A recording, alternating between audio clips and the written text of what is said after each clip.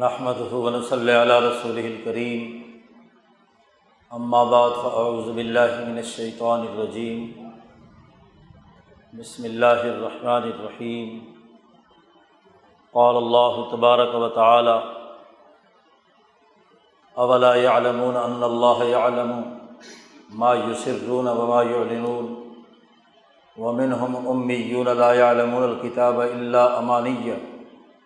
وَإِنْهُمْ إِلَّا يَظُنُّونَ فَوَيْلٌ لِّلَّذِينَ يَكْتُبُونَ الْكِتَابَ بِأَيْدِيهِمْ ثُمَّ يَقُولُونَ هَذَا مِنْ عِندِ اللَّهِ لِيَشْتَرُوا بِهِ ثَمَنًا قَلِيلًا فَوَيْلٌ لَّهُم مِّمَّا كَتَبَتْ أَيْدِيهِمْ وَوَيْلٌ لَّهُم مِّمَّا يَكْسِبُونَ وقال النبي صلى الله عليه وسلم كانت بنو إسرائيل تسوسهم الأنبياء كلما هلك نبي خلفه نبي آخر ألا لا نبي بعدي سيكون خلفاء فيكثرون وقال النبي صلى الله عليه وسلم لا تزال طائفة من أمتي قائمين على الحق لا يضرهم من خالفهم صدق الله مولانا العظيم وصدق رسولہ النبی الکریم۔ معزز دوستو، کتاب مقدس قرآن حکیم وہ جامع ترین کتاب ہے جو ہر دور کے لیے، ہر معاشرے کے لیے، ہر قوم کے لیے ایک جامع، کامل اور مکمل نظام حیات بیان کرتا ہے، انسانی معاشروں کا تجزیہ کرتا ہے، ان کی کمزوریوں اور خامیوں کی نشاندہی کرتا ہے، انہیں درست کرنے کے صحیح لائحہ عمل کی نشاندہی کرتا ہے، اور انسانی معاشروں کو ترقی یافتہ بنانے کے لیے بنیادی رہنمائی فراہم کرتا ہے، اور نہ صرف دنیا میں کامیابی بلکہ آخرت میں کامیابی کا بھی ایک جامع پروگرام انسانیت کے سامنے رکھتا ہے، اس لیے کہ اللہ تبارک و تعالیٰ کو انسانیت سب سے زیادہ محبوب ہے۔ اس محبت کا تقاضا یہ ہے کہ اللہ نے ہر ممکن حد تک انسانیت کو سمجھانے، اس کا فہم و شعور بلند کرنے، اسے دنیا اور آخرت میں علمی اور عملی طور پر ترقی دینے کے لیے انبیاء علیہم السلام دنیا میں بھیجے، اور انبیاء علیہم السلام پر اللہ پاک نے اپنی کتابیں نازل کیں۔ جامع ترین کتاب کتاب مقدس قرآن حکیم ہے، اور اس سے پہلے جامع ترین کتاب تورات ہے جو حضرت موسیٰ علیہ السلام پر نازل کی گئی۔ یہ دو اولو العزم پیغمبر ایسی صلاحیت اور استعداد اور بلند مرتبت شخصیتیں ہیں کہ امام شاہ ولی اللہ فرماتے ہیں کہ دنیا میں انسانوں کی رہنمائی کے جتنے بھی ممکنہ پہلو ہیں ان تمام کی جامعیت ان انبیاء علیہم السلام کو حاصل تھی۔ دنیا میں ہم انسانی معاشروں کا جائزہ لیتے ہیں تو مختلف صلاحیتوں کے حامل ہمیں رہنما ملتے ہیں۔ کچھ لوگ وہ ہیں جو حکمت کے اصول پر انسانی معاشروں کی صحیح اور سیدھے راستے پر گامزن کرنے کے لیے جدوجہد اور کوشش کرنے والے ہیں،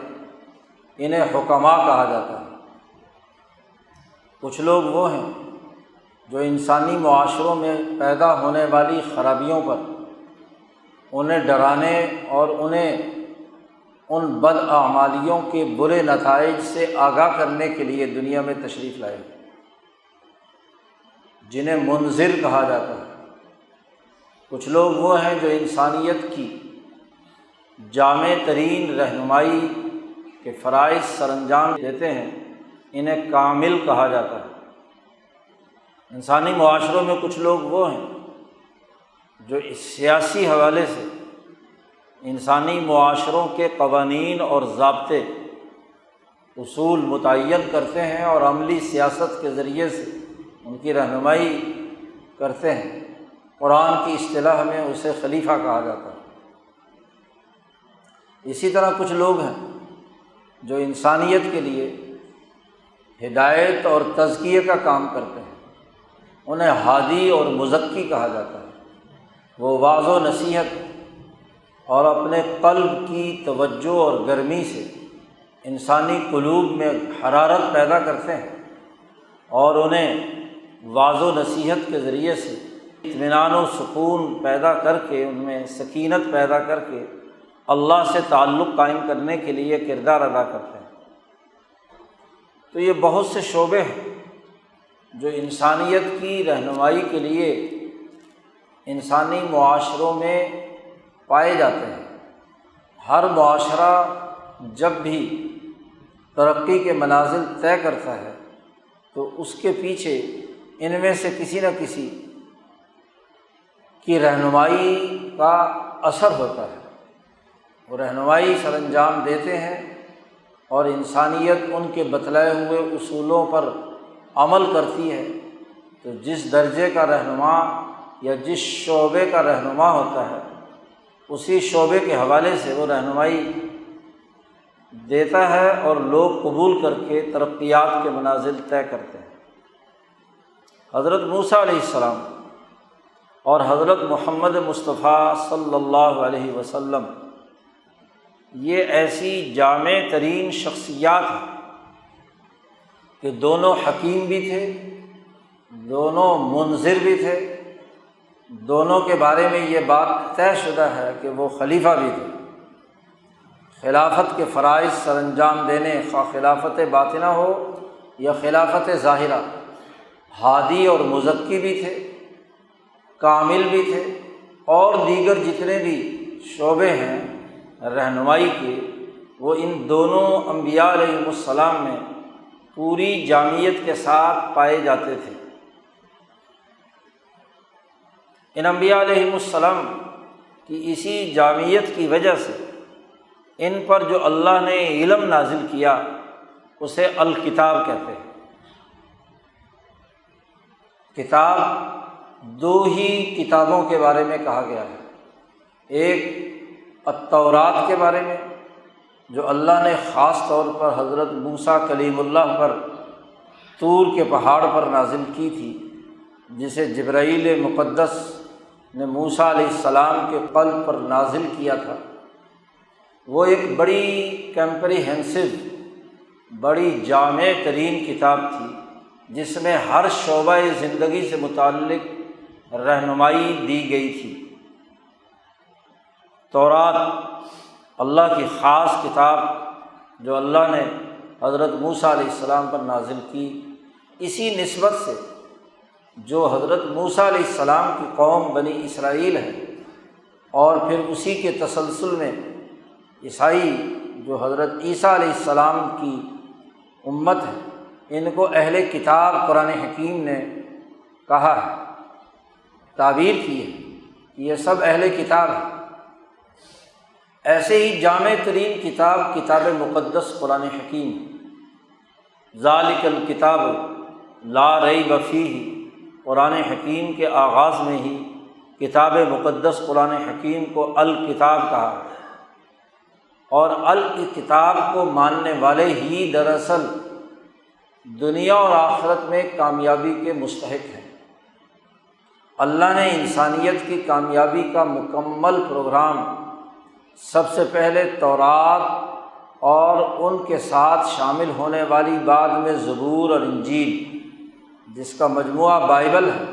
یہ الکتاب ہے۔ نبی اکرم صلی اللہ علیہ وسلم سے پہلے یہی کتاب انسانیت کی کامیابی کا نسخہ تھا، اور پھر اس کتاب کے بعد جب کتاب مقدس قرآن حکیم نبی اکرم صلی اللہ علیہ وسلم پر نازل ہوا تو وہ پروگرام جو قومی سطح پر بنی اسرائیل کی ترقی کے لیے موسیٰ علیہ السلام پر نازل کیا گیا تھا، وہ کل انسانیت کے تناظر میں حضرت محمد مصطفیٰ صلی اللہ علیہ وسلم پر نازل کیا گیا۔ گویا کہ تورات کا جامع خلاصہ قرآن حکیم میں آ گیا، اور قرآن حکیم نے اسے کسی ایک قوم کے لیے مخصوص نہیں کیا، بلکہ تمام انسانیت کے لیے، تمام اقوام عالم کے لیے، تمام ممالک کے لیے اسے لازمی قرار دے دیا۔ اب کامیابی کا واحد راستہ کتاب مقدس قرآن حکیم پر عمل کرنا ہے، اس کے علاوہ اور کوئی راستہ نہیں ہے۔ اب اس کتاب کو اللہ پاک نے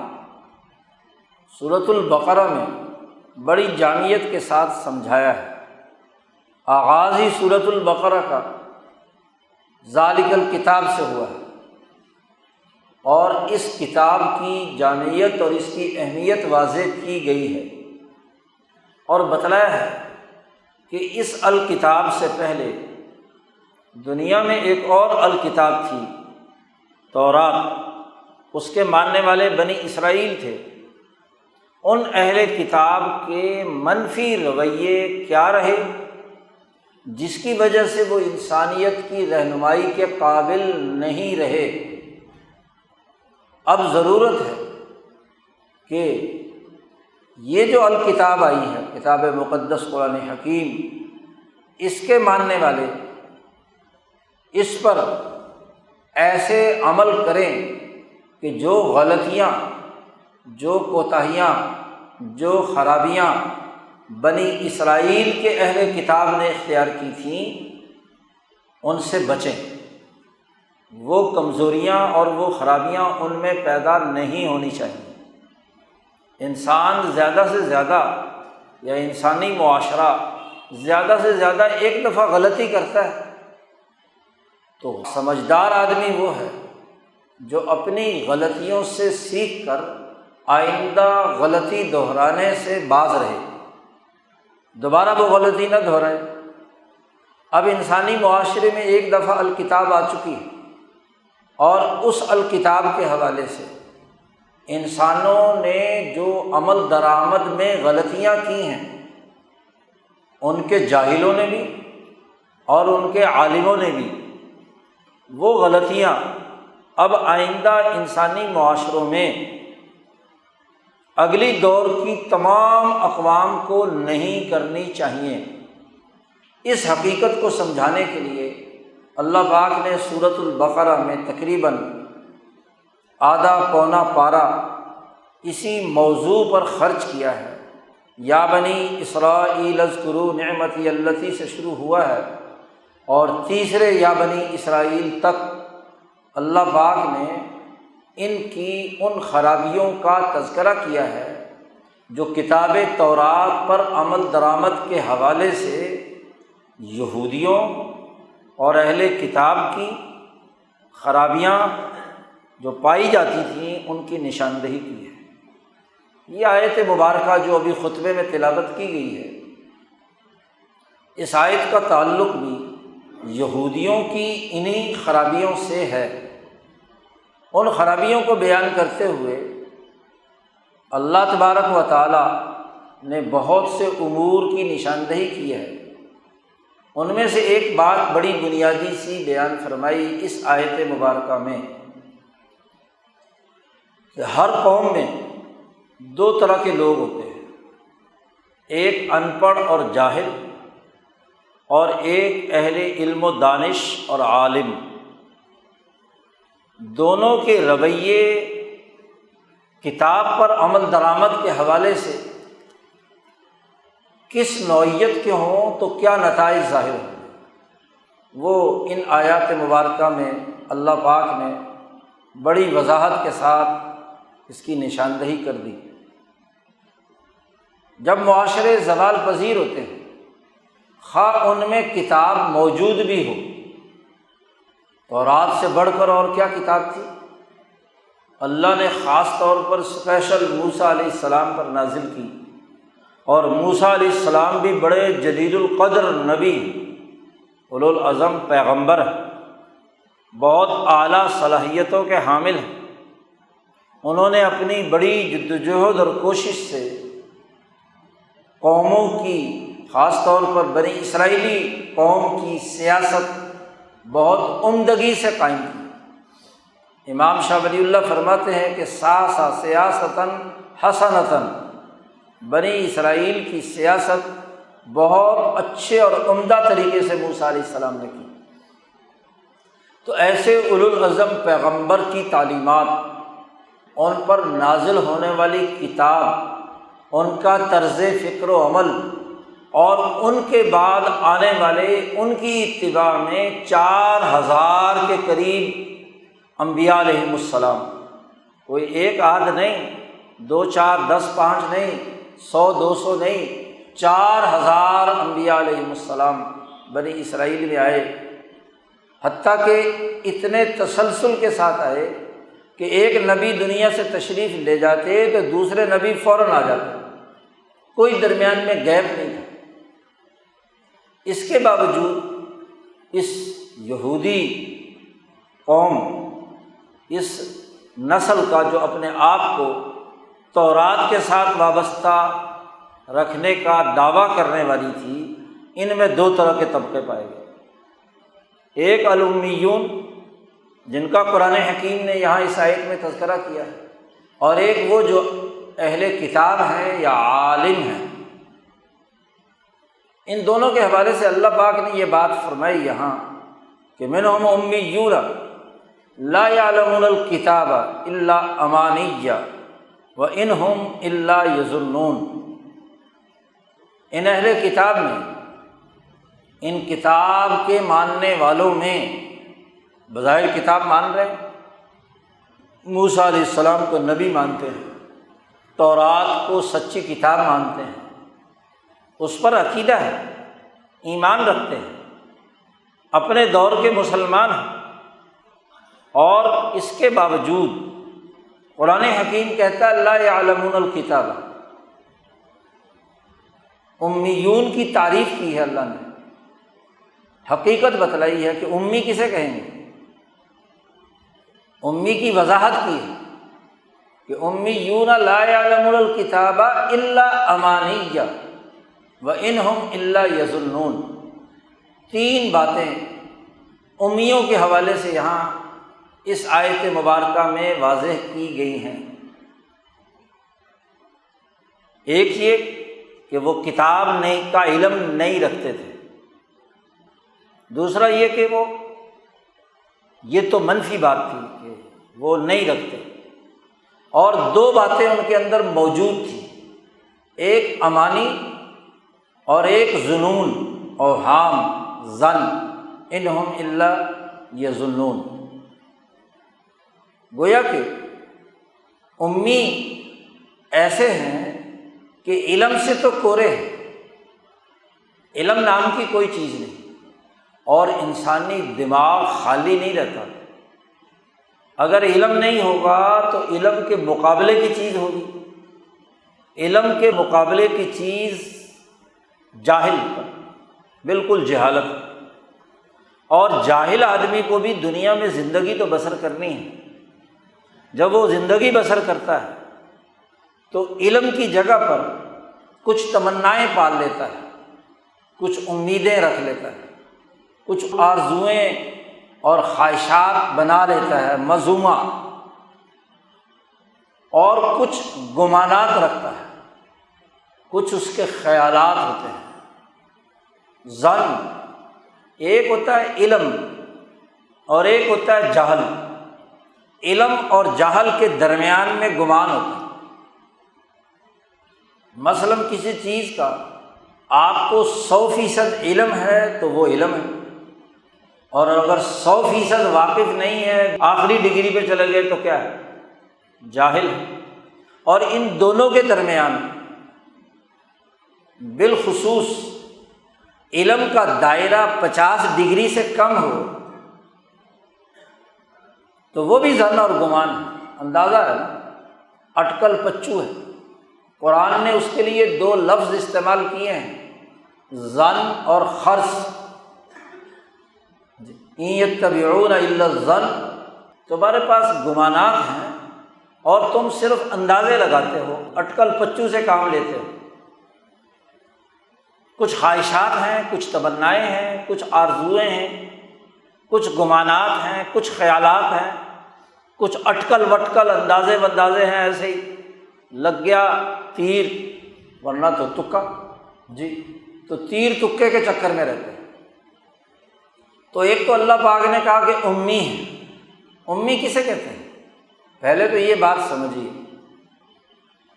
امی کے بارے میں عربوں کا جو قرآن حکیم کے نزول سے پہلے تصور پایا جاتا تھا وہ یہ کہ وہ آدمی جو لکھنا اور لکھی ہوئی تحریر کو پڑھنا نہ جانتا۔ جیسے ماں کے پیٹ سے بندہ نکلتا ہے تو اس وقت لکھنا پڑھنا نہیں آتا، تو گویا کہ ماں کی طرف نسبت کی کہ ابھی یہ بچہ ہے، ماں کے ساتھ، جیسے ماں کے پیچھے پیچھے چلتا ہے بچہ، تو اس کے نسبت ماں کو کہتے ہیں عربی میں۔ تو وہ چونکہ نہ لکھنا جانتا ہے نہ پڑھنا جانتا ہے۔ اب آپ بچے کی نفسیات دیکھیں کہ وہ نہ لکھنا جانتا ہے نہ پڑھنا جانتا ہے، لیکن اس کے سامنے کوئی کام کیا جائے تو اس کام کی نقل بڑی جلدی اتارتا ہے۔ آپ جیسے بولیں گے ویسے ہی بولے گا۔ ماں باپ پنجابی بولتے ہیں تو وہ پنجابی بولے گا، وہ سندھی بولتے ہیں سندھی بولے گا، وہ عربی بولتے ہیں عربی بولے گا، جو اردو بولتے ہیں اردو بولے گا۔ اسے نہ لکھنا آتا ہے، نہ لفظ کی شناخت، نہ لکھ سکتا ہے نہ پڑھ سکتا ہے، وہ ماں کے لائی لگ لگا ہوا ہے، جی جو ماں کی انگلی پکڑ کر جدھر جا رہی ہے، جو بات کر رہی ہے، وہ ساتھ ساتھ اس کے پیچھے پیچھے لگا ہوا ہے۔ تو بڑے ہونے کے باوجود بھی وہ مما پپا کے ساتھ جڑا ہوا ہے، جس کا کوئی علم سے تعلق کوئی نہیں، بس اس کے ساتھ جڑا ہوا ہے۔ پپا بھی نہیں ہے، صرف ممی ممی ہے، ہاں جی، تو وہ کیا ہو گیا؟ امی ہو گیا۔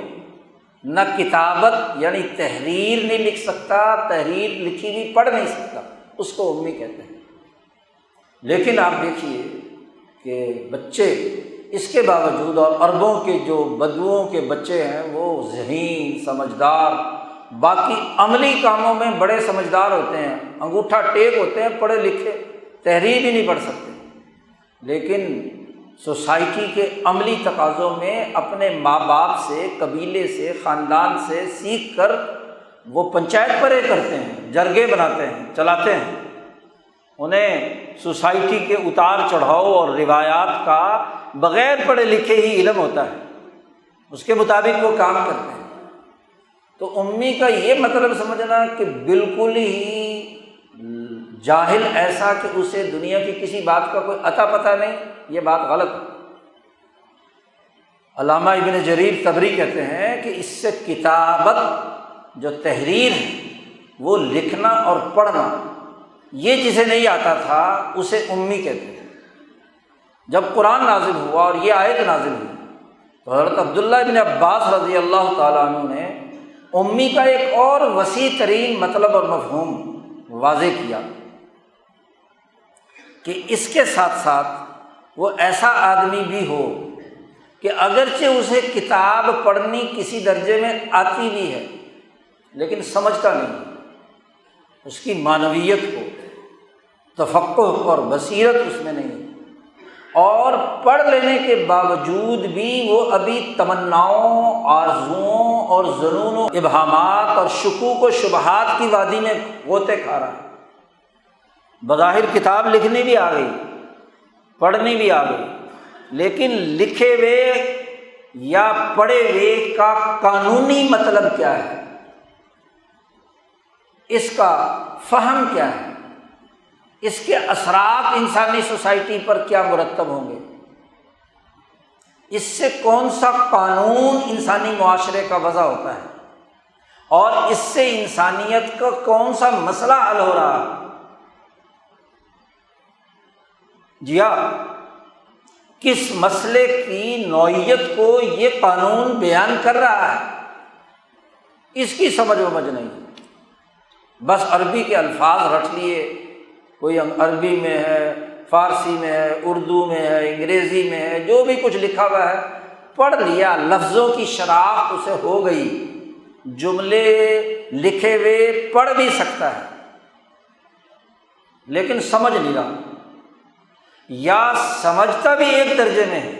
لیکن جو کچھ اللہ تبارک و تعالیٰ اپنے نبی کے ذریعے سے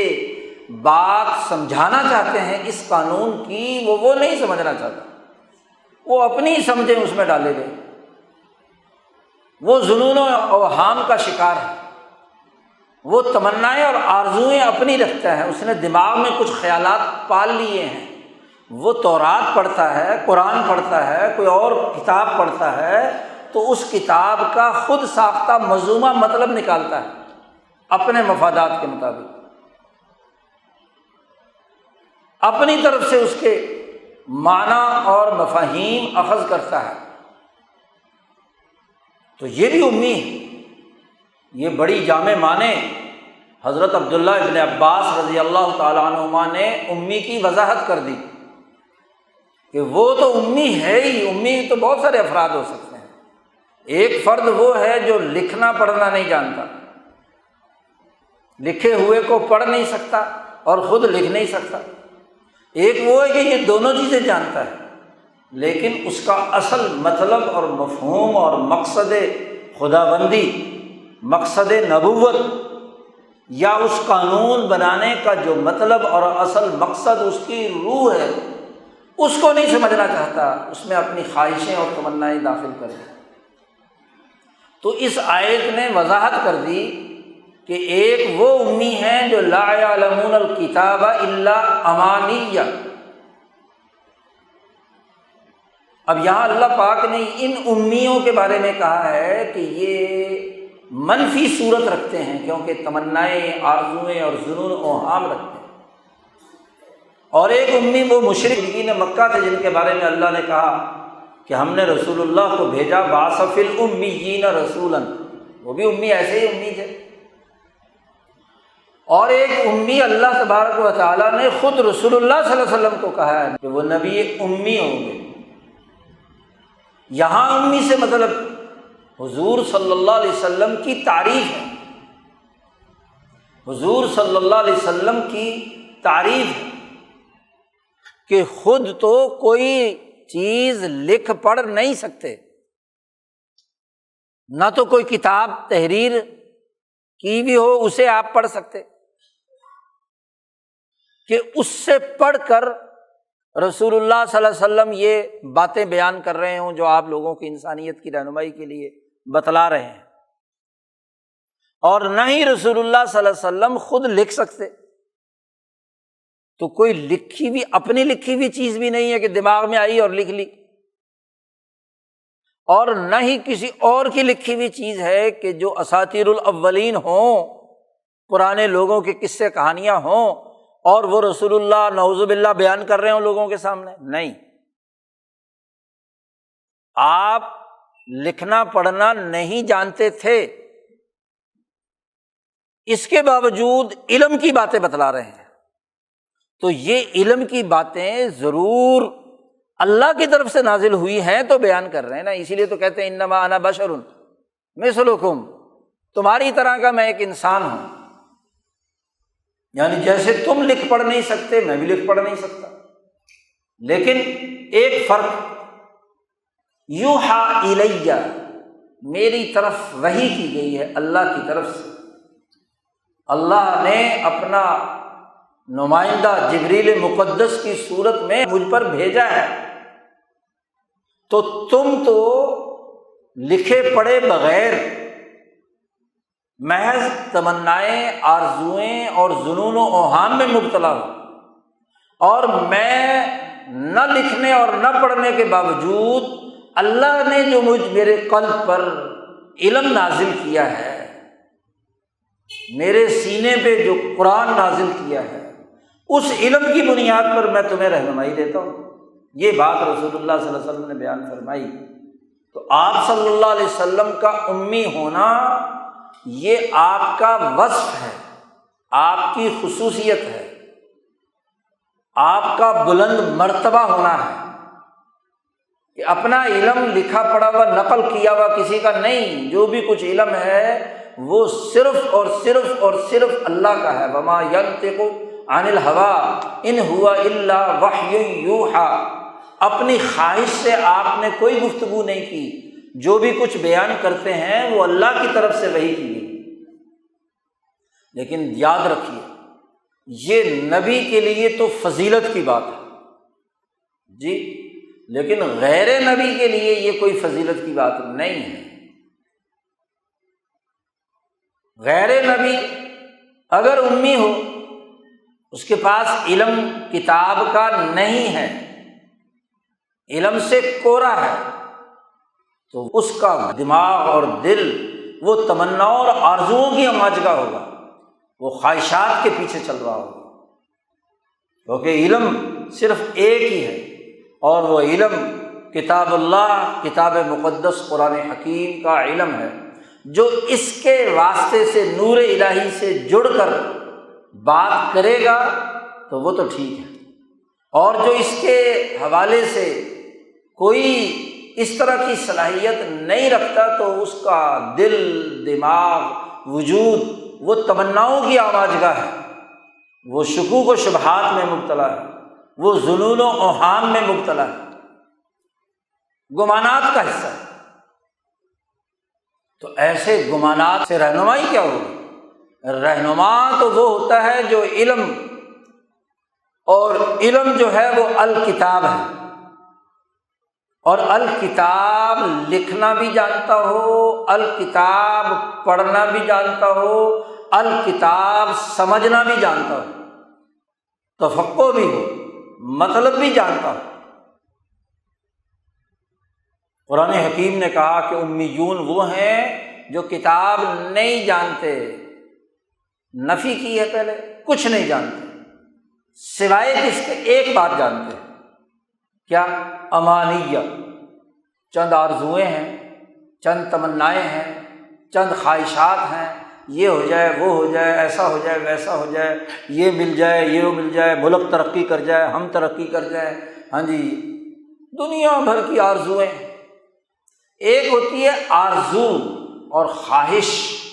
اور ایک ہوتی ہے حقیقت۔ آرزو اور خواہش وہ ہوتی ہے کہ جس کے پیچھے نہ علمی حقائق ہوتے ہیں نہ عملی حقائق ہوتے ہیں، خلائی باتیں ہوتی ہیں،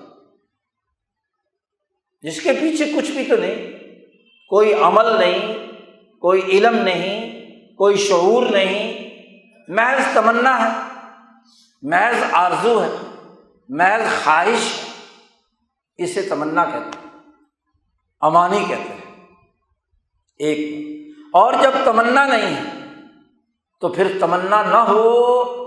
اور زندگی بسر کرنی ہے تو پھر گمان ہوں گے۔ قرآن کہتا ہے کہ تمنائیں ہیں، آرزوئیں ہیں، وَإِنْ هُمْ إِلَّا يَظُنُّونَ، نہیں ہے مگر گمانات رکھتے، محض تمنائیں اور آرزوئیں ہیں، اور ان کی بنیاد پر کچھ مذمومہ خیالات بنا لیے جن کا حقیقت سے کوئی دور کا بھی تعلق نہیں ہے، اندازے۔ تو اس سے کیا نتیجہ نکلے؟ کچھ نہیں۔ ایک اس جماعت کا تذکرہ کیا کہ یہودیوں میں یہ جماعت ایسی تھی۔ اس کے بعد اللہ پاک نے اگلی آیت میں بیان کیا،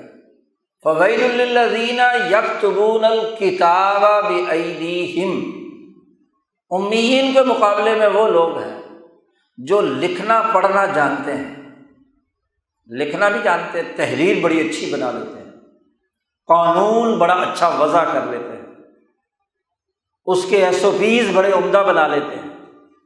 آئین اور دستور بہت اچھا لکھ لیتے ہیں۔ یکتبون الکتاب، کتاب لکھنے کی بڑی صلاحیت ہے، اور وہ کیا کرتے ہیں؟ لکھتے کتاب ہے، اور وہ لکھتے ہیں اپنی طرف سے۔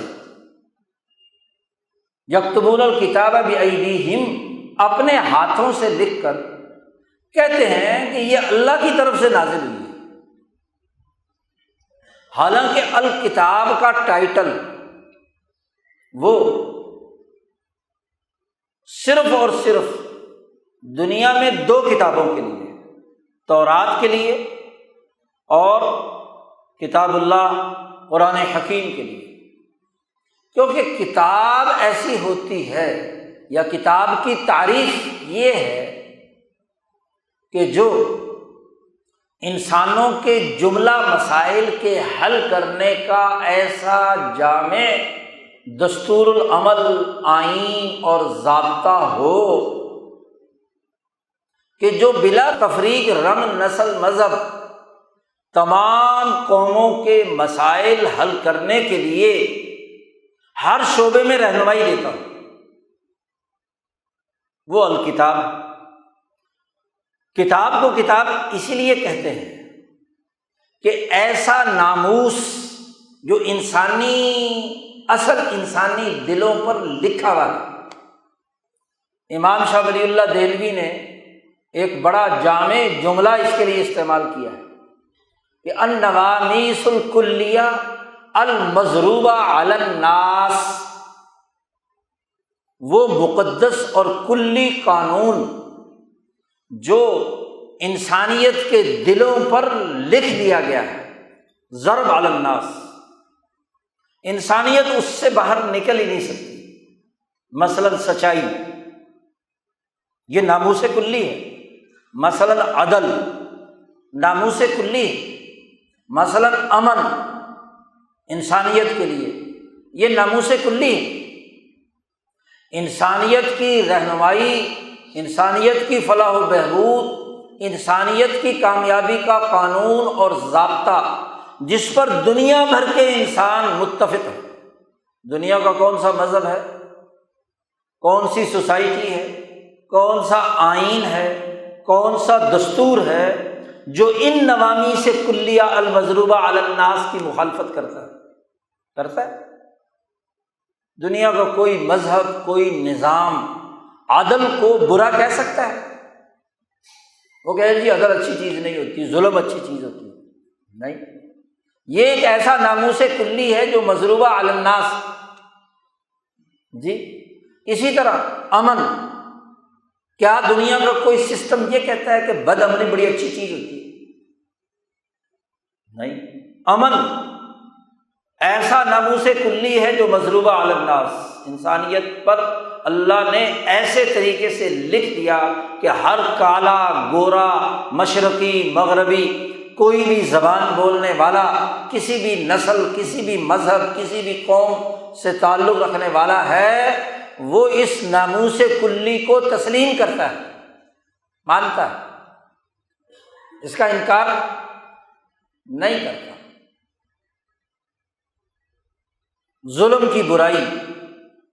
نا انصافی، کم تولنا، کم ناپنا، حسد کرنا، کینہ رکھنا، بغض کرنا،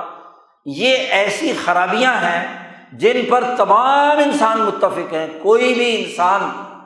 جو ذرا سی بھی عقل اور ہوش رکھتا ہے ان کو جسٹیفائی نہیں کر سکتا۔ یہ الکتاب ہوتی ہے۔ آپ دیکھیے کہ چاہے یہ دونوں کتابیں ہوں یا ان کی تائید میں نازل ہونے والی زبور اور انجیل ہو، یا قرآن حکیم کی تشریح میں صحاح ستہ بخاری کی جو نبی اکرم صلی اللہ علیہ وسلم کی روایات ہوں، صحابہ کے اعمال ہوں، فقہ کی کتابیں ہوں، تفسیر ہو، یا اسی طریقے سے دنیا بھر کے تمام نظاموں کے لکھے ہوئے دستور ہوں، آئین ہوں، وہ آئین اور دستور بھی ان بنیادی باتوں کو تسلیم کرتے ہیں۔ سرمایہ داری نظام کا بانی ایڈم اسمتھ بھی اپنی کتاب کا آغاز عدل امن سے کرتا ہے کہ امن ہونا چاہیے، عدل ہونا چاہیے، تحفظ ہونا چاہیے۔ جی اسی طرح اس کے مقابلے میں کارل مارکس اپنی کتاب لکھتے ہوئے بھی انہی باتوں کی نشاندہی کرتا ہے۔ امریکہ کا دستور، روس کا دستور، چین کا، سعودی عرب کا، پاکستان کا، اقوام متحدہ نے جو چارٹر جاری کیا ہے اس کے مطابق جو انسانیت کے تمام نسلوں کے، انسانوں کے جو متفقہ امور ہیں جنہیں انسانی حقوق کا چارٹر کہا گیا ہے، وہ انسانی حقوق کا چارٹر جو ہے وہ لکھا ہوا ہے، وہ انہی کتابوں سے اخذ ہے، تورات اور انجیل اور کتاب مقدس کتابوں سے۔ ہندوؤں کی ویدیں ہوں، بدھوں کی تعلیمات کی کتابیں ہوں، کنفیوشیزم کی کتابیں ہوں، آتش پرستوں کے اصول اور ضابطے ہوں، جلد ہو، تو ان تمام کتابوں اور تمام مذاہب میں جو متفقہ اصول ہیں، ناموس کلیہ ہیں، ان کے مجموعے کا نام الکتاب ہوتا ہے۔ اچھا، اب کیا ہوا کہ ایک مخصوص طبقہ اہل علم کا اپنی طرف سے کچھ لکھے، من عند انفسہم، اپنے پاس سے کچھ لکھے اور کہے کہ ھذا من عند اللہ، کہ یہ اللہ نے انسانیت پر لازمی قرار دیا ہے، اور اپنے لکھے ہوئے کو اللہ کی کتاب بنا کر پیش کرے، اپنی تعبیر، اپنی تشریح، اپنا فتویٰ، اپنی قانونی وجہت کی وضاحت کو کہے کہ ھذا من عند اللہ، اور پھر لیشتروا بہ ثمنا قلیلا، اس لیے کہ اس کے بدلے میں اسے تھوڑے سے پیسے مل جائیں، وہ اسے بیچے اور بیچ کر اس کے بدلے میں فتویٰ فروشی کرے، وہ کتاب کی تشریح اپنی طرف سے بیان کرے، اپنی تحریر کو کتاب اللہ کہے، کیونکہ مذہبی لبادے میں جب تک پیش نہیں کرے گا یا قانون کے تناظر میں جب تک پیش نہیں کرے گا، اس وقت تک لوگ اس کی طرف متوجہ نہیں ہوں گے۔ تو لوگوں کو کتاب بیچنے کے لیے، پیسے بٹورنے کے لیے اسے اللہ کی طرف منسوب کر کے بیچتا ہے، یہ علماء کی خرابی ہے، علماء یہود کی جو تورات کے عالم تھے۔ اللہ نے ان کی خرابی بیان کرتے ہوئے کہا کہ ویل ہے، ویل ہلاکت ہے، ان کے لیے تباہی ہے، ان کے لیے بربادی ہے، دنیا میں تو ہے سو ہے، خزی فی الدنیا، اور آخرت کا عذاب کے بارے میں نبی اکرم صلی اللہ علیہ وسلم سے منسوب یہ روایت ہے ابن عباس کی کہ جہنم میں ایک ایسی وادی کا نام ویل ہے کہ جس کے اونچائی سے اس عالم کو جب گرایا جائے گا تو 40,000 سال تک وہ نیچے گرتا ہی رہے گا، گرتا ہی رہے گا، گرتا ہی رہے گا، جہنم کے نچلے طبقے میں پہنچنے تک 40,000 سال لگ جائیں گے، 40 خریفا، بہت زیادہ مدت تک۔ کیوں کہ دنیا میں چند ٹکوں کے عوض اس نے اپنی تحریر کو اللہ کی تحریر بنا کر پیش کر کے چند پیسے لیے، لیشتروا بہ ثمنا قلیلا۔ اب دیکھیے اللہ تبارک و تعالیٰ نے یہاں اس آیت مبارکہ میں ان دو جماعتوں کا تذکرہ کر دیا، ایک علماء یہود اور ایک جہلاء یہود امیین، ان دونوں کے رویے بیان کیے ہیں۔ اور قرآن کہتا ہے کہ جب انسانی معاشروں میں اس طرح کے دو رویوں والے لوگ پیدا ہو جاتے ہیں تو وہ معاشرہ رہنمائی کے قابل نہیں ہوتا، بلکہ اس معاشرے کے لیے ایسی ویل ہے، ایسی ہلاکت ہے کہ وہ ہر گزرتے دن کے ساتھ لڑکتا رہتا ہے۔ بعض مفسرین نے کہا ویل کہتے ہیں اس پہاڑ کو جس پہاڑ سے کسی بندے کو گرا دیا جائے اور وہ لوٹنیاں کھاتا ہوا، اس کا سر دماغ پتھروں سے ٹکراتا ہوا نیچے گہری کھائی کے اندر چلتا چلا جائے، اور جو آدمی اوپر سے لڑک رہا ہو پہاڑ سے تو وہ ہر آنے والے لمحے میں، ہر آنے والے دن میں نیچے کی طرف ہی جائے گا نا، اوپر تو نہیں جا سکتا، اس کے لیے کہا ویل۔ قرآن حکیم نے یہ یہودیوں کے حوالے سے بات بیان کر کے دراصل تنبیہ کی ہے ان اہل کتاب کو جو کتاب اللہ، کتاب مقدس قرآن حکیم پر ایمان کے دعوے دار ہیں، کیونکہ آغاز ہی اس صورت مبارکہ کا کس سے ہوا ہے؟ ذالک الکتاب لا ریب فیہ، اور اس میں کہا ہے کہ منہم من اہل الکتاب، کتاب والوں میں سے ایسے لوگ بھی ہیں کہ جو امی ہیں، اور وہ سوائے تمناؤں، آرزوؤں، گمانات، خیالات، اندازوں اور اٹکل پچو میں مبتلا ہے۔ عوام کا طبقہ، جاہلوں کا طبقہ، اور ایک وہ ہیں جو اہل علم ہیں، اپنے آپ کو کتاب کا ماہر کہتے ہیں، عالم کہتے ہیں، قانونی ماہر کہتے ہیں، دستوری شارح کہتے ہیں، قانون کی تشریح کرنے والا ادارے کے طور پر ہے۔ ایک وہ ہے کہ لکھتے اپنی طرف سے ہیں،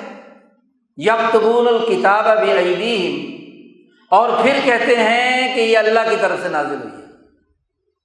اللہ کی بات پیش کر کے اس کے بدلے میں کیا ہے؟ اچھی تنخواہ لینا چاہتے ہیں، اچھے مراعات لینا چاہتے ہیں، اچھے کوٹھی بنگلے میں رہنا چاہتے ہیں، بڑے بڑی رقمیں اور مال و دولت بنانا چاہتے ہیں۔ لیشتروا بہ ثمنا قلیلا،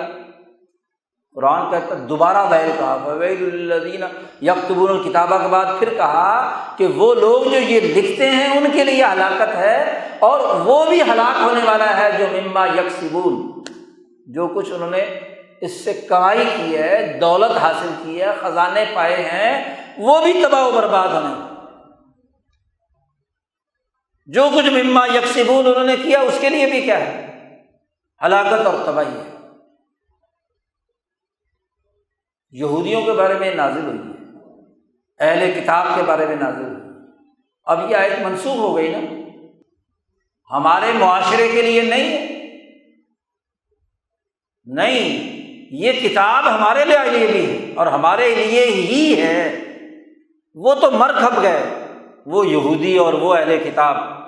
وہاں کے یہودی علماء بھی اور یہودیوں کے امیین بھی مر کھپ گئے، ختم ہو گئے۔ آج جو اس وقت ہمارا معاشرہ ہے اس کی عملی تصویر ہے جو اس آیت میں بیان کیا گیا۔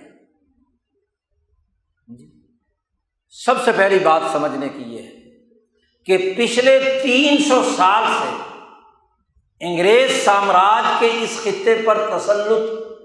کے بعد سے ہم سب کو، ہمارے پورے معاشرے کو ایسا امی بنا دیا کہ لا یعلمون الکتاب الا امانی وانہم الا یظنون کی چلتی پھرتی تصویر ہے۔ آج آپ کے معاشرے کے، آج سے کیا بلکہ پچھلے 200-250 سال سے آپ کے معاشرے کے کتنے لوگ ہیں جو یعلمون الکتاب، کتاب مقدس قرآن حکیم کا علم رکھتے ہیں؟ بتاؤ جی۔ ہم میں سے آج اس پاکستان کے لوگوں کا ہم جائزہ لیں تو ہم میں سے کتنے لوگ ہیں جو صحیح تلفظ کے ساتھ قرآن حکیم پڑھ سکتے ہیں؟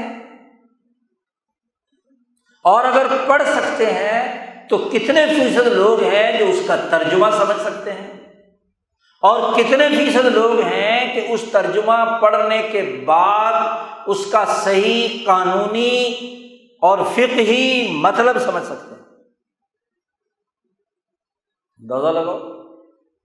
باقاعدہ منصوبہ بندی کے تحت کتاب مقدس قرآن حکیم کے علم کو اس سوسائٹی سے ختم کر کے امی بنا دیا۔ اسے ABC کا تمام پہاڑا یاد ہے، انگریزی لکھنی بھی آتی ہے، پڑھنی بھی آتی ہے، اور اسے نہ عربی لکھنی آتی ہے نہ عربی پڑھنی آتی ہے، تو امی ہو گئے کہ نہیں؟ الکتاب سے تو امی ہو گئے، لا یعلمون الکتاب۔ اچھا، پھر مدرسوں میں جتنے طالب علم پڑھتے ہیں، قرآن پاک حفظ کر لیا، پڑھنا آ گیا، لکھنا انہیں بھی نہیں آتا، ان سے کہو کہ یہ جو سورت تو زبانی سنا رہا ہے، حفظ کی ہے تو نے، ذرا لکھ کے تو دکھا۔ چلو سورت فاتحہ ہی لکھ دے، نہیں لکھ سکتا۔ اچھا جی، لکھنا بھی آ گیا اور کوئی ترجمہ بھی کچھ فیصد جو مدرسے میں 8-10 سال کا کورس کرتا ہے، اسے کچھ پڑھنا اور سمجھنا بھی آ گیا، کچھ علم بھی حاصل کر لیا، لیکن ان علماء میں سے بھی کتنے ہیں کہ اس تفکر، فقہ اور بصیرت کو جانتے ہوں جو نبی اکرم صلی اللہ علیہ وسلم، صحابہ، اولیاء اللہ، علماء ربانیین کی تھی؟ انگلیوں پہ گنے جا سکتے ہیں جی، انگلیوں پر گنے جا سکتے ہیں، عالم ہونے کے باوجود، مولوی ہونے کے باوجود۔ ایک طرف تو یہ طبقہ گویا کہ 98-99% امی بن گئے جی، کہ جو کتاب ہے اس کا علم نہیں رکھتے، باقی چیزوں کو لکھنا پڑھنا آتا ہے۔ اور اب تو حال یہ ہے کہ پنجابی بولنے والا پنجابی لکھ نہیں سکتا، پنجابی لکھی بھی پڑھ نہیں سکتا، پشتو بولنے والا امی ہے کہ نہ پشتو لکھی بھی پڑھ سکتا ہے نہ پشتو لکھ سکتا ہے، سندھی بھی امی ہے کہ ماں باپ کی بولی کے طور پر سندھی بول تو رہا ہے لیکن لکھنا پڑھنا۔ اردو بولنے والا اکثریت وہ ہے جو بول تو لیتی ہے لیکن اس کا لکھنا پڑھنا کتنے فیصد لوگ جانتے ہیں، اور جو جانتے بھی ہیں اس کا مطلب کتنے لوگ سمجھتے ہیں۔ اچھا انگریزی، جی آپ کی تو ماں کی زبان نہیں ہے، اگر انگریزوں کو ماں قرار دیں تو پھر آپ بھی شاید امی ہو جائے، حالانکہ یہ تو نہ ماں کی زبان ہے نہ باپ کی زبان، غیروں کی زبان۔ اچھا اس کو پڑھنے والے کتنے ہیں اور لکھنے والے کتنے ہیں صحیح انگریزی، اور پھر اس کا مطلب سمجھنے والے کتنے؟ تو آپ کا معاشرہ 99% امی ہو گیا، لا یعلمون الکتاب۔ اور جب امی ہوگا تو دو باتیں پائی جائیں گی کہ نہیں؟ امانیہ، بڑی لمبی لمبی آرزوئیں، تمنائیں، پاکستان میں انقلاب آ جائے، پاکستان کی سیاست ٹھیک ہو جائے، اسلام غالب ہو جائے، دلی پہ جھنڈا لہرا لے، کشمیر فتح کر لے، فلانا کر لیں فلانا کر لیں، ایسی دنیا بھر کی اوٹ پٹانگ تمنائیں، آرزوئیں جن کا نہ سر نہ پیر، امانیہ ہے۔ اچھا پھر اگر بحث کرو تو کہتے ہیں پھر گمانات، اندازے، روزانہ شام کو چوپال میں جہاں لوگ بیٹھتے ہیں، کسی بھی مجلس میں چلے جاؤ، آج کل جو تماشا لگ رہا ہے، تو ہر آدمی بات ضرور کرے گا چاہے علم ہو یا نہ ہو، اور کہے گا جی مینوں پتہ ہے گا صحیح، تسی چھڈو جی گل، اور اپنی ایک لنترا نہیں چھوڑے گا جس کا کوئی بنیاد نہیں ہوگی، کسی ظن اور کسی گمان کی بنیاد پر ہوگی۔ ایک ترجمہ مفسرین نے امانیہ کا یہ بھی کیا ہے کہ لا یعلمون الکتاب الا احادیث، گپے ماریں گے، باتیں کریں گے، باتونی بڑے ہوں گے۔ امانیہ تمنا کے ساتھ، کیونکہ جو تمنائیں پالتا ہے نا وہ گپ بڑی ہانکتا ہے جی، باتیں سنو تو زمین آسمان کے قلبے ملائے گا، وہ یہاں بیٹھ کر روس اور یوکرین کی جنگ کا فیصلہ کرا رہا ہوتا ہے، امریکہ اور یورپ کو مشورے دے رہا ہوتا ہے، عمران خان اور نواز شریف اور فضل الرحمان کو مشورے دے رہا ہوتا ہے، پتہ نہیں کس کس کے بارے میں کیا کیا رائے، عدالتوں کو مشورے دیے جاتے ہیں کہ وہ ایسے نہیں ایسے کر لیں۔ تو یہ گمانات ہیں نا، یہ باتیں ہیں۔ تو جب کتاب کا علم نہیں ہے، قرآن کا علم نہیں ہے، اس سے جاہل بنا دیا تو پھر کیا رہ گیا؟ تمنا، آرزو، گپیں، باتیں، گمانات، خیالات، خواہشات، اس کے علاوہ اور کیا ہے؟ گویا کہ 99% تو ایسے امی کہ جو سوائے تمناؤں اور آرزوؤں کے پالنے کے اور کوئی کام نہیں کرتے۔ جائزہ لے لو قرآن نے کیسے بالکل دودھ کا دودھ اور پانی کا پانی کر دیا۔ اچھا ایک طبقہ تو یہ ہے، اور ایک بڑے چلاک اور شاطر قسم کے اہل علم و دانش ہیں، بظاہر قرآن کے عالم بھی ہیں، مفتی بھی ہیں، شیخ الاسلام بھی ہیں، پتہ نہیں کیا کیا القابات نام رکھے ہوئے ہیں، اور اسی طرح بڑے بڑے آئینی ماہرین اور قانونی ماہرین ہیں۔ پہلے تو اسلام کے نام پر ملک لیا، قرآن کے نام پر ملک لیا۔ پاکستان کا مطلب کیا؟ لا الہ الا اللہ۔ قرآن کی حکومت قائم ہوگی، اسلام کی حکومت قائم ہوگی، تو قرآن اور نبی اکرم صلی اللہ علیہ وسلم کا فرمان تو مسجد کی اس الماری میں بند ہے۔ اپنی طرف سے یکتبون الکتاب، اپنی طرف سے ملک کا آئین اور دستور لکھا ہے۔ یکتبون الکتاب بِأَیْدِیہم، اپنے ہاتھوں سے۔ سن 73 تک تو کوئی آئین نہیں تھا، انگریزوں کا لکھا ہوا یہ آئین چلا آ رہا تھا انڈیا ایکٹ 1935 1973 تک۔ 1973 کے بعد اپنی طرف سے ایک آئین لکھا ہے اور اس کا نام رکھا اسلامی جمہوریہ پاکستان کا آئین۔ یکتبون الکتاب بِأَیْدِیہم، جی اپنے ہاتھوں سے لکھا، اور پھر کہا کہ ھذا من عند اللہ، کہ یہ آئین اسلامی ہے، یہ اللہ کی طرف سے آیا ہے، یہ بڑا ہی مقدس ہے، بڑا ہی محترم ہے۔ حالانکہ اس آئین میں انگریزوں کے بنائے ہوئے غلامی کے زمانے کے 200 سال کا وہ تعزیراتی نظام، وہ تمام ایکٹس جو اس خطے کے انسانوں کو غلام بنانے کے لیے تھے، وہ تمام کے تمام کو اس آئین میں تحفظ دیا گیا۔ ہاں ٹھیک ہے، اس آئین کے شروع میں لکھ دیا گیا کہ انسانی حقوق یہ ہیں، وہ حقوق بھی لکھ دیے گئے کہ النوامیس الکلیہ المضروبہ علی الناس، کہ انسانوں کو تنظیم بنانے کا حق ہے، انسانوں کو گفتگو کرنے کا حق ہے، انسانوں کو اظہار رائے کا حق ہے، انسانوں کو سیاست کا حق ہے، انسانوں کو فلاں حق ہے، فلاں حق ہے، فلاں حق ہے۔ وہ تو اقوام متحدہ کے چارٹر نے تحریر کر دیا تھا ممالک اور اقوام کے لیے، تو آپ نے بھی اپنے آئین کا حصہ بنا لیا۔ یہ بہت اچھی بات ہے، اسلامی ہے، ٹھیک ہے۔ اس میں یہ لکھا ہوا ہے کہ جی اسلام کے خلاف کوئی قانون نہیں بنے گا، یہ بھی بڑی اچھی بات ہے۔ لیکن آگے پورا کا پورا سسٹم جو لکھا ہوا ہے، جس کو یہ آئین تحفظ دیتا ہے،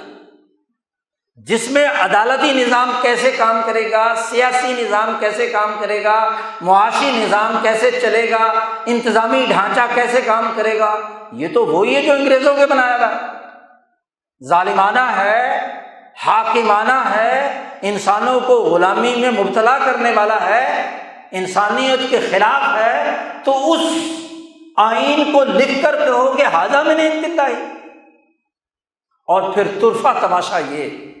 کہ اس آئین کی تشریح کرنے والے ادارے، اس آئین کے پاسبان قانونی ماہرین، لائرز، وکلاء، اور اس آئین کے پاسبان،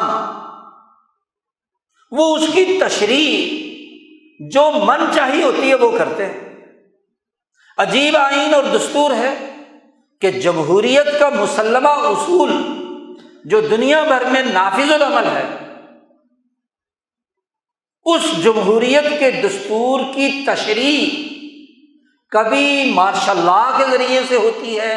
کبھی چیف ایگزیکٹو کے ذریعے سے ہوتی ہے، کبھی اس جمہوریت کی تشریح بھٹو صاحب نے اور کی، بے نظیر صاحبہ نے اور کی، نواز شریف نے اور کی، اور اس کے بعد مشرف صاحب نے اور کی، اور پھر آگے عمران خان نے اور تشریح کی، اور آج ایک نئی تشریح۔ ذرا عدالتی فیصلے جو آئین کی اپنے آپ کو کسٹوڈین کہتی ہیں، ان کے فیصلے دیکھ لو، ہر ایک نے ہر دور کے مطابق ایک نئی تشریح کی ہے۔ ہر طرح کا عدالتی فیصلہ یا نظیر آپ کے سامنے مل جائے گی۔ ابھی حالیہ مقدمے میں دونوں طرف کے وکیلوں نے وہ تمام نظائر جمع کی تھی ایک چھوٹے سے مسئلے پر کہ پارٹی ہیڈ کے پاس اختیار ہے یا پارلیمانی پارٹی کے پاس اختیار ہے۔ اس کے حوالے سے دونوں طرف کے وکلاء نے انبار لگا دیے نظائر کے کہ دیکھو اس نظیر میں یہ ہے، یہ ہے، یہ ہے، یہ تشریحات تھی نا۔ انہوں نے کہا کہ دیکھو فلاں موقع پر پارٹی کے سربراہ کو اختیار دیا گیا، فلاں موقع پر دیا گیا، فلاں موقع پر دیا گیا۔ اسی طرح دوسری طرف دوسروں نے کہا کہ نہیں جی فلاں فلاں فلاں نظائر یورپ کے، برطانیہ کے، طرح طرح کے دیے، یعنی ہر طرح کی دلیل موجود ہے۔ تو یکتبون الکتاب بایدیہم، امام شاہ ولی اللہ فرماتے ہیں کہ کتاب کی تشریح اپنے الفاظ میں یہودی کرتے تھے اور پھر اس کو کتاب کا حصہ ڈکلیئر کر کے دیتے تھے، یہ تحریف تعریف معنوی، پھر اس کو الفاظ کا حصہ بنا دیتے تھے، یہ تحریف لفظی۔ گویا کہ ایک تو قانون اپنا بنایا ہوا الکتاب کا نہیں، نہ الکتاب قرآن کا، نہ الکتاب تورات کا، نہ دنیا بھر میں مسلمہ قوانین اور ضابطوں اور دستوروں کے مطابق جو الکتاب ہے اس کا، بلکہ تشریح من چاہیے۔ عدلیہ اپنی تشریح کر رہی ہے، پارلیمنٹ اپنی تشریح کر رہی ہے، اسپیکر اپنی تشریح کر رہا ہے، ڈپٹی اسپیکر اپنی تشریح کر رہا ہے، حکومت اپنی تشریح کر رہی ہے، ہاں جی، پی ڈی ایم اپنی تشریح کر رہا ہے، پی ٹی آئی اپنی تشریح کر رہی ہے۔ عجیب تماشا ہے جی۔ تو اکثریت عوام کی تو امانی یا خواہشات ہیں، وہ خواہشات پی ڈی ایم پوری کرے تو ان کے پیچھے جھنڈا لے کے اٹھ جائیں گے، عمران خان یا پی ٹی آئی آ جائے تو اس کے پیچھے چلے جائیں گے۔ گمانات ہیں، خیالات ہیں، تمنائیں ہیں، آرزوئیں ہیں، اور دوسری طرف آئینی ماہرین ہیں، علماء ہیں، فقہاء ہیں، وہ تشریح کرتے ہیں اپنی من چاہی۔ جی، ایک ملک کی اسلامی جماعت 1947 سے پہلے کہتی تھی کہ شرعی طور پر سیاست حرام ہے مردوں اور عورتوں پر، پاکستان بننے کے 5-10 سال بعد کہا کہ عورتوں کے لیے حلال نہیں ہے، مردوں کے لیے حلال ہے، ھذا من عند اللہ۔ اور پھر 10 سال گزرے تو کہا عورتوں کے لیے بھی حلال ہے،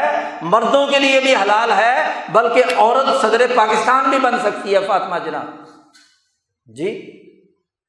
تو ھذا من عند اللہ۔ اب کون سا من عند اللہ تھا؟ 47 سے پہلے والا عند اللہ تھا، 47 کے بعد عند اللہ تھا، یا 1961 کے الیکشن میں عند اللہ تھا، یا 1970 میں آ کر ہاں جی سارا بوریا بستر لپیٹ کر پھر ایک نئی تشریح کر کے یہ ھذا من عند اللہ تھا جی۔ یہی علماء ہیں اس کتاب مقدس کی تشریح سرمایہ داری کے مطابق کر کے کہتے ہیں ھذا من عند اللہ۔ ایک بڑے مفتی اعظم پاکستان وہ فتویٰ دیتے رہے کہ بینکوں میں جو پیسہ رکھا جاتا ہے وہ قرض ہے، اور قرض پر کوئی گورنمنٹ نہ تو زکوٰۃ وصول کر سکتی ہے نہ کچھ کر سکتی ہے، وہ سود ہے۔ اور انہی کے بیٹے جان مفتی اعظم شیخ الاسلام کہتے ہیں نہیں جی یہ تو امانت ہے، وہ بھی ھذا من عند اللہ تھا، یہ بھی ھذا من عند اللہ ہے۔ قرآن نے کیا کہا؟ ویل للذین یکتبون الکتاب بایدیہم، جو کتاب کی تشریح اپنی طرف سے لکھے ہیں اور پھر کہتے ہیں ھذا من عند اللہ، کیوں؟ لیشتروا بہ ثمنا قلیلا۔ آج اس کا نتیجہ یہ ہے کہ عملاً ہمارا معاشرہ ایک ایسی پہاڑی سے لڑک رہا ہے کہ ہر گزرتے دن کے ساتھ یہوی نیچے گرتا جا رہا ہے، ہر گزرتے دن کے ساتھ زوال ہے، قرضوں پر قرضے چڑھ رہے ہیں، قرضوں کا پہاڑ آپ کے سروں پر لد رہا ہے۔ 2 روپے کا $1 تھا 1947 میں جب پاکستان بنا جی، بلکہ شروع میں تو $2 1 روپے میں ملتے تھے۔ آپ دیکھیے کہ وہاں سے سفر شروع ہوا ہے لڑکنے کا، کس کا؟ آپ کے روپے کا، پاکستانی روپے کا۔ لڑکتے لڑکتے لڑکتے کہاں 2 روپے سے 1947 میں سفر شروع کیا اور آج 250 روپے پہ آ گیا، $1 کے بدلے میں 250 ملتے ہیں، 240۔ آپ اندازہ لگائیے کہ جس قوم کا پیسہ لڑک رہا ہے اسی سے قوم کی معاشی حالت، اس کی سیاسی حالت، اس کی اجتماعی حالت دیکھی جا سکتی ہے۔ تو کیا یہ صرف یہودیوں کے لیے تھی آیت؟ نہیں، قرآن نے کہا تھا کہ تم بھی یہودیوں کے نقش قدم پر چلو گے، لَتَتَّبِعُنَّ سُنَنَ مَنْ كَانَ قَبْلَكُمْ، تو اپنے سے پہلے قوموں کے پیچھے چلو گے تم بھی ضرور بھی ضرور۔ صحابہ نے حضور صلی اللہ علیہ وسلم سے پوچھا کہ کیا یہ جو ہمارے سے پہلے جن قوموں کا آپ نے تذکرہ کیا کہ یہود و نصارہ کی بات آپ کر رہے ہیں؟ حضور نے فرمایا فمن، اور کون؟ ان کے علاوہ کون؟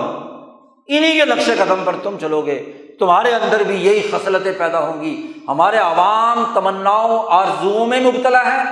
اور ہمارے اہل علم و دانش مذہب کے ہوں، قانون کے ہوں، آئین کے ہوں، دستور کے شارحین ہوں، وہ یکتبون الکتاب بایدیہم ثم یقولون ھذا من عند اللہ لیشتروا بہ ثمنا قلیلا۔ اللہ پاک کہتا ہے ویل لہم، ان کے لیے بھی ہلاکت ہے، اور اس کے ذریعے سے جو دولت کمائی ہے انہوں نے، فویل لہم مما یکسبون، جو کچھ انہوں نے کمایا ہے، دولت حاصل کی ہے، ان کے جو بینک بیلنس بھرے ہوئے ہیں، وہ جو 2 روپے کا ڈالر تھا وہ اب گرتے گرتے گرتے ان کا جو بینکوں میں پڑا ہوا پیسہ ہے وہ بھی کیا ہے، ویل، نیچے گرتا چلا جائے گا۔ تو اس سے بڑی تباہی اور بربادی کیا ہوگی؟ بھائی قرآن حکیم کو تو اسی تناظر میں سمجھنا ہے کہ آج ہمارے مسائل کیا ہیں، آج ہماری مشکلات کیا ہیں، آج ہمارے لیے گرد و پیش کے حقائق کیا ہیں۔ قرآن حکیم بڑی وضاحت کے ساتھ نشاندہی کر رہا ہے۔ اس آیت نے پوری منظر کشی کی ہے۔ یہ تصور کرنا کہ جی یہ بس گزشتہ قوموں کے لیے تھا، یہودیوں کے لیے تھا، وہ ختم ہو گئے، یہ انتہائی غفلت، کوتاہی، ایک تمنا، ایک آرزو ہو سکتی ہے، اس کا حقیقت سے کوئی تعلق نہیں۔ اس لیے آج سمجھنا ہے کہ کیا ہمیں یہ یہودی خصلت اپنانی ہے، ہم نے یہودیوں کے پیچھے چلنا ہے؟ یہاں نفرت پیدا کی جاتی ہے یہودیوں سے، ہندوؤں سے۔ یہودیوں اور ہندوؤں کی خرابی کیا تھی؟ یہی خرابی تھی نا، ہندو مذہب کی بھی یہی خرابی تھی کہ ان کی یا تو تمنائیں اور آرزوئیں پالنے والے لوگ ہیں عوام، یا ان کے پنڈت اور ان کے لیڈر اور مذہبی رہنما ہیں جو پیسے بٹورنے کے لیے وید کی من ماہی اور من چاہی تشریح کرتے تھے۔ یہی تو خرابی ان میں تھی۔ اور اگر یہی خرابی مسلمانوں میں آ جائے تو کیا فرق ہے ان یہود و ہنود میں اور یہ جو ان کے نقش قدم پر چلنے والے مسلمانوں میں؟ سوچنے کی بات ہے۔ قرآن حکیم غور و فکر کی دعوت دیتا ہے، اسی لیے یہ باتیں بیان کر کے قرآن کہتا ہے کیا تمہیں عقل نہیں ہے؟ کیا تم قرآن میں غور و فکر نہیں کرتے؟ کیا تم اپنی سوسائٹی کا جائزہ نہیں لیتے؟ کیا تم سوچتے نہیں اپنے معاشرے کے بارے میں، اپنی سوسائٹی کے بارے میں؟ اب اس کا ایک ہی حل، وہ یعلمون الکتاب، کتاب پڑھنا، کتاب سیکھنا، کتاب کا مطلب جاننا اور سیکھنا۔ یہ مدارس اور مکاتب یہ اسی لیے قائم کیے گئے تھے۔ مساجد کا مقصد ہی یہ تھا کہ وہ کتاب سکھائیں، کتاب کا مطلب سمجھائیں، اس کا تفقہ اور شعور سکھائیں۔ سب سے پہلے تو یہ بتلائیں کہ کتاب پڑھنی کیسی ہے، صحیح تلفظ کے ساتھ، قرات اور تجوید کے ساتھ قرآن کا پڑھنا پڑھانا، پھر اس کا مطلب سمجھنا، اور پھر اس کے اندر وہ تفقہ اور بصیرت حاصل کرنا کہ ان آیات سے سوسائٹی کے مسائل کے حل کرنے کا شعور کیا ہے، سوسائٹی کو سمجھنے کے لیے کیا کردار ادا کرنا ہے، سوسائٹی کے مسائل کیسے حل ہوں گے۔ جی تو تب تو یعلمون الکتابہ۔ اسی لیے علماء حق نے ہر دور میں جب انگریزوں کا زوال شروع ہوا، ان سے جاہل بنانے کا کام کیا گیا، امی بنانے کا کام کیا گیا، تو حجت الاسلام مولانا محمد قاسم نانوتوی نے دارالعلوم کی بنیاد اسی لیے رکھی کہ یعلمون الکتابہ، ان کو کتاب سکھائی جائے، کتاب پڑھائی جائے۔ یہ مدارس کا نظام حضرت نانوتوی، حضرت گنگوہی، سید الطائفہ حضرت حاجی امداد اللہ مہاجر مکی، حضرت شاہ عبد الرحیم رائے پوری، حضرت شیخ الہند، مکاتب، مدارس، اجتماعات اس لیے بنائے گئے کہ علم کتاب دیا جائے، کتاب سیکھیں، کتاب کا وہ سیاسی شعور بھی سیکھیں جس سے گرد و پیش کی انگریز سامراج کے بنائے ہوئے قوانین، ضابطوں، ان کے بنائے ہوئے طریقہ کار کو سمجھ کر اس کا توڑ پیدا کر سکے۔ اور یہ جو الکتاب نے انسانیت کی ترقی اور رہنمائی کا، عدل کا، امن کا، معاشی خوشحالی کا، سیاسی آزادی کا جو نظریہ دیا ہے، اس کی تعلیم و تربیت کا اہتمام کرے، یہ مقصد۔ اگر کتاب نہیں سیکھی اور اس انداز میں نہیں سیکھی تو پھر یا امانیہ میں شامل ہیں یا ان قانون دانوں اور ماہرین علماء کے نام پر جو یکتبون الکتاب بایدیہم کا کام کرتے۔ مدارس کی حریت اور آزادی کا مطلب ہی یہ ہے یہ نہیں ہے کہ مدارس اس سسٹم کی بنائی ہوئی تشریح کے اعلی کار ہوں، غلامی کے نظام کے ایجنٹ بن کر کردار ادا کریں، یہ نہیں آزادی کا مطلب۔ آج کل علماء بڑے زور شور سے کہتے ہیں مدارس آزاد رہنے چاہیے، ہم مدارس کی آزادی کی حفاظت کریں گے۔ اس آزادی سے کیا مطلب ہے؟ اس آزادی سے مطلب وہ تفقع اور بصیرت ہے جو سسٹم کے اثر سے آزاد ہو، یہ نہیں سسٹم کی پابندی، اس غلامانہ نظام کی، اس غلامانہ نظام کے اعلی کاری کی۔ علم کہ ان مراکز کا مقصد وہ آزادی اور حریت ہے جس سے گرد و پیش کے سسٹم کا درست جائزہ لیا جا سکے، اور جو حقیقی مطلب کتاب مقدس قرآن حکیم کا ہے، نبی اکرم صلی اللہ علیہ وسلم کی تعلیمات کا ہے، ان کے تسلسل میں صحابہ، محدثین، علماء اور مجددین اور اولیاء اللہ کا ہے، اور اس خطے کے خاص طور پر امام شاہ ولی اللہ دہلوی سے لے کر شیخ الہند مولانا محمود حسن تک علماء ربانیین کا ہے، اس کی اساس پر چیزوں کو سمجھنا، شعور حاصل کرنا، اپنی آزادی اور حریت کی حفاظت کرنا، علم کا، کتاب کا وہ تعلق جو انسانوں میں یہ شعور برپا کرے، وہ اصل میں دین کا مرکز ہے۔ اللہ کا شکر ہے کہ اللہ نے ان اولیاء اللہ کے اس فکر کے جو مراکز بنائے ہیں ان میں ایک مرکز یہ بھی ہے، اور اسی بنیاد پر ہم آج مزید عمارت کی تعمیر کے سنگ بنیاد کے لیے یہاں جمع ہوئے۔ اس موقع پر ہمیں علم کتاب کی اہمیت، یعلمون الکتابہ کی اہمیت اور لا یعلمون الکتابہ کی منفیت کو سمجھنا اس مجلس میں لازمی اور ضروری ہے، اور اس نیت اور عزم کے ساتھ ہم یہ عمل سر انجام دیں کہ اس کے ذریعے سے کتاب مقدس قرآن حکیم کی ایسی تعلیم و تربیت کا اہتمام کریں گے جو نبی کو مطلوب ہے، جو صحابہ کا مطلوب ہے، جو اولیاء اللہ کا مطلوب ہے، جو شعور پیدا کرتا ہے، سیاست کا بھی، معیشت کا بھی، سوسائٹی کا بھی، قوموں کا بھی، انسانی معاشروں کا بھی، اور وہ محض اندازوں کے پیچھے نہیں بھاگے گا، وہ محض تمنائیں اور آرزوئیں نہیں پالے گا، وہ محض خواہشات کا اسیر نہیں ہوگا، وہ اپنی طرف کی اپنی تشریح کو ھذا من عند اللہ نہیں کہے گا۔ اس شعور کے ساتھ اگر افراد تیار ہوں گے تو یقیناً دنیا اور آخرت کی کامیابی ہے۔ اور اگر ایک روایتی کام ہے، رسمی کام ہے، تو رسمی کام اور رسمی مدرسے، رسمی مراکز تو یہاں سینکڑوں ہیں، اور وہ وہی کام کر رہے ہیں جس کی منفیت خود کتاب مقدس قرآن حکیم نے بیان کی۔ اس لیے اپنی نیتوں کو تازہ کرنا، نیتوں کا شعور بلند کرنا، ارادوں کو بلند کرنا، اور ان مقاصد کو سامنے رکھنا جو علماء ربانیین اور علماء حق اور مجددین کے تھے، وہی کامیابی کا راستہ ہے۔ اللہ تعالی ہمیں عمل کی توفیق عطا فرمائے۔ وآخر دعوانا الحمد للہ رب العالمین۔